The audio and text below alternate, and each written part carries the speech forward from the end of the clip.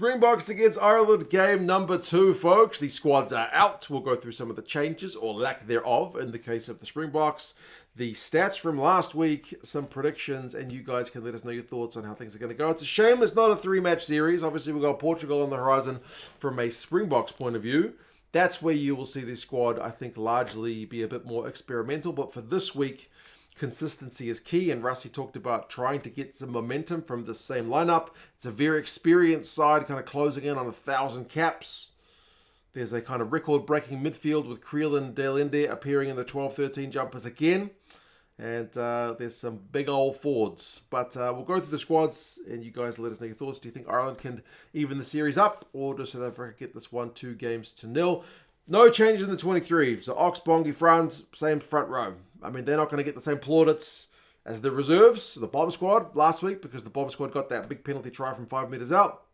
But the starting guys did all right as well, didn't they? Eben and Franco in the second row, and Kolisi, Toit, and Smith in the back row. Maybe a little bit more talking points in the back row, in that Kolisi certainly banished any doubts about his fitness that were coming from his French club. Toit made 20 plus tackles again in Springboks colours. He is an absolute machine.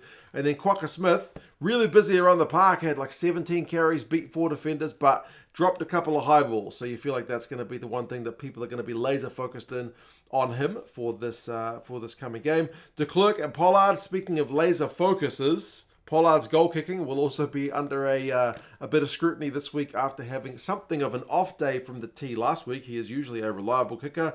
Allende and Kriel continue, like I mentioned. Kriel beat 3 defenders. He had 3 line breaks last week, which is even better. Certainly really sharp on attack and quick hands. Arendse scored a try. Cheslin, Kolbe scored a try. Those guys both continue on the wings. I mean, Kolbe's work rate is still insane.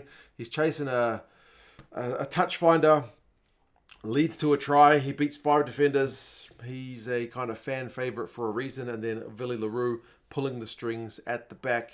And then the number 15 jumper once again for the box. The bomb squad, Marx, Steenekamp, and Koch. That big scrum they had, it was certainly on every South African fan's highlight reel, I believe. That was a proper thing of beauty from their point of view.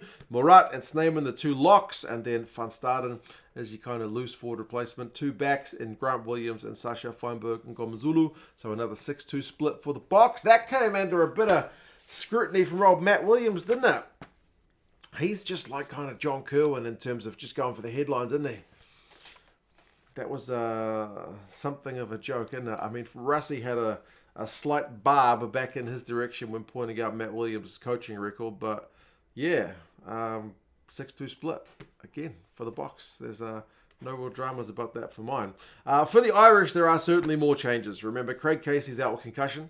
Bundyaki had a bang on his shoulder, so he is also unavailable for this one.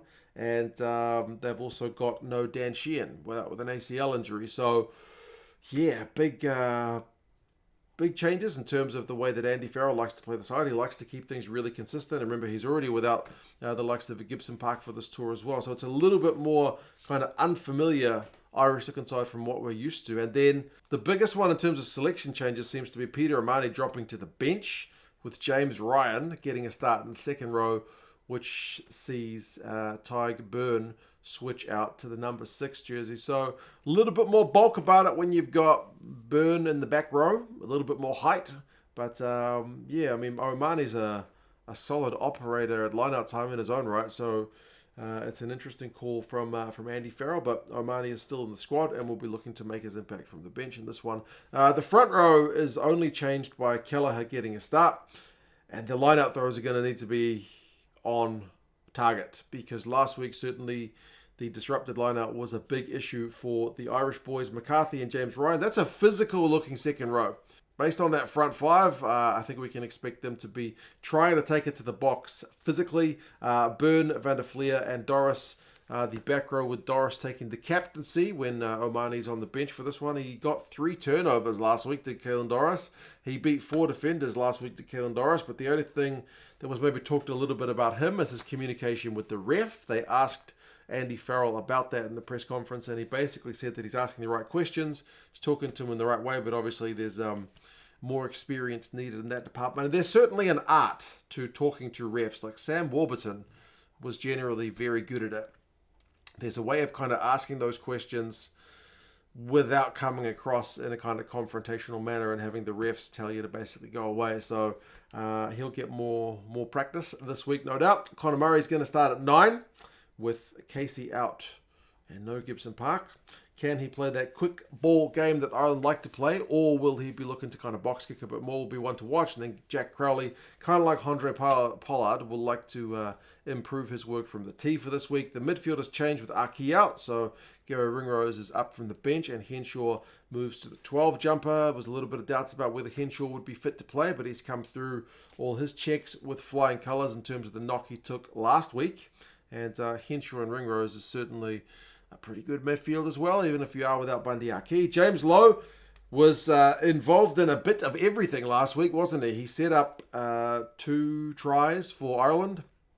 He had a try denied for Ireland, which Nigel Owens had a bit to say about. And he kind of had a hand in Ireland conceding 2 tries as well. So he'll be hoping for a little bit less of a dramatic week this week. Old James Lowe, Calvin Nash continues on the right wing, and then Jamie Osborne, who got a try in his first start for Ireland last week, continues on at fullback. So good to see faith still showed in him. Remember, there's no Keenan, who was with the Sevens. Rob Herring comes in as the replacement hooker. Healy and Beelum still the replacement props.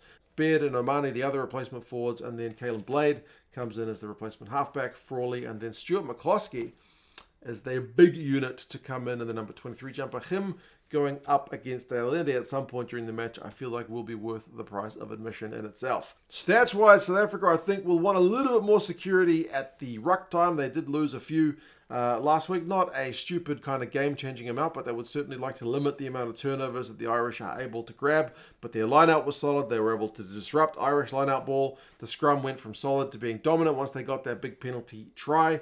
Once again, they managed to kind of out-possession an Irish side that loves to have possession. That's the second time they've done that under Russie, with the World Cup being the kind of most recent one, but they also managed to do that. And they even managed to out-pass and out-offload Ireland, which is not something many sides get to do, because, as I said, Ireland love to shift the ball quickly with their quick hands. For Ireland, the line-out is the obvious one that needs to be much better. That and the goal kicking. Like, you feel like if you're going to go to South Africa and you're going to get a win, you need to have solid set piece and you need to kick your goals. You're going to need to take most of the points that are on offer. You can't afford to let too many go big. And that being said, there were only 7 points off the pace last week. It still went right down to the wire. The breakdown work for these Irish boys was pretty solid. I mean, Malcolm Marx got in there and pinched at least one. But overall, that was certainly an area I think they'll be decently happy with. It was 27-20 last week. Bit of a helter-skelter finish and an arm wrestle at times. Predictions this week are to be kind of a similar scoreline, with the bookies saying South Africa by 9, which I've noticed has been kind of shifting out throughout the week, especially once some of the Irish injuries were announced. I think it was like 7, then 8 points, and now it's 9 as more money goes on the box, I guess. And the Rugby Forecast algorithm says South Africa by 10. It is on at Durban. It is a 5 p.m. kickoff local time, which is again 3 in the morning for me, which is pretty brutal, but I wouldn't miss this one for the world. I believe Carl Dixon is the ref for this one. Ian Tempest is the TMO.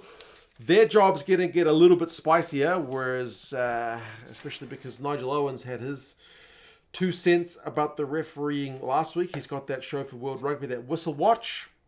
A couple of the ones that he mentioned, one of them basically saying that Ben Whitehouse shouldn't have come in for the James Lowe denied try at the breakdown. He said that's not what the TMO is there for like kind of ultra technical stuff, to be microscoping in on the breakdown just after a try.